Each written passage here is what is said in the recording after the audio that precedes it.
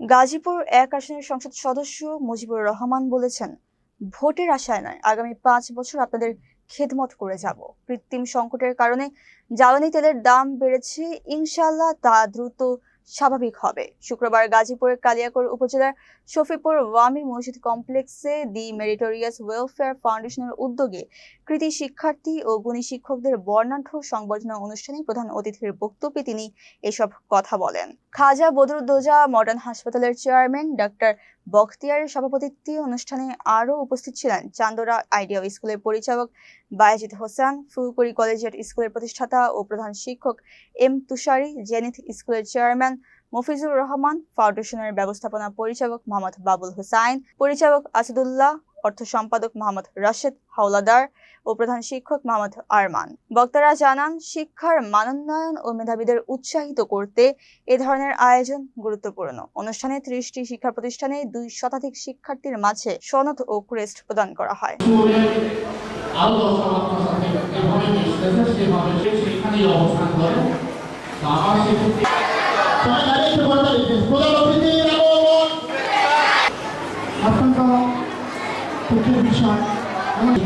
যদি আল্লাহ আপনাদের সহায় হয় এবং আপনাদের সহযোগিতা পায়, তাই না কথাটা? অর্থাৎ এইদিকে সাপ্লাই কমে গেল। আমাদের মাঝে উপস্থিত প্রেসিডেন্ট ততদিন তার মেমোরিতে থাকবে। একদিন আমি কৃতি ছাত্রছাত্রী হিসেবে সবাইকে অলকালি দিয়ে বরণ করব। সবাইকে অত্যন্ত ধন্যবাদ ফাউন্ডেশন প্রতি। মেধাবী শিক্ষার্থী ও বৃত্তিগত কৃতি শিক্ষার্থী সংবর্ধনা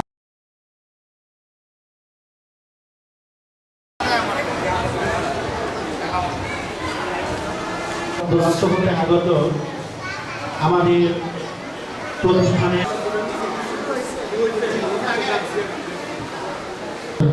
এবং প্রধান শিক্ষক শফিকুল মাইয়ার স্কুল সেই মহানবী আমরা শিক্ষার্থী আপনাদের সন্তান পৃথিবীর শ্রেষ্ঠ সন্তান।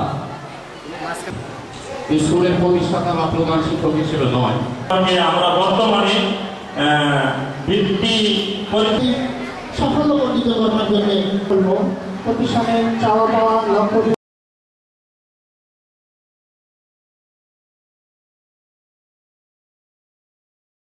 এর সাথে জড়িত সকলের প্রতি আমি কৃতজ্ঞতা জ্ঞাপন করছি। ছেলেমেয়েদের উদ্দেশ্যে বলতেছি, সর্বোচ্চ সহযোগিতা কামনা করছি। ইতিমধ্যে আমাদের গাজীপুর ১ আসনের বড় মানুষের নেতা যারা সুস্বাস্থ্য ও দীর্ঘায়ু কামনা করছি। আসসালামু আলাইকুম। এখানে ছেলে মেয়েদেরকে আমরা উচ্চ এ পর্যায়ে আপনাদের মাঝে এবং সহকারী শিক্ষক শিক্ষিকা আসসালামু আলাইকুম। আজকের এই মহতীয় আমাদের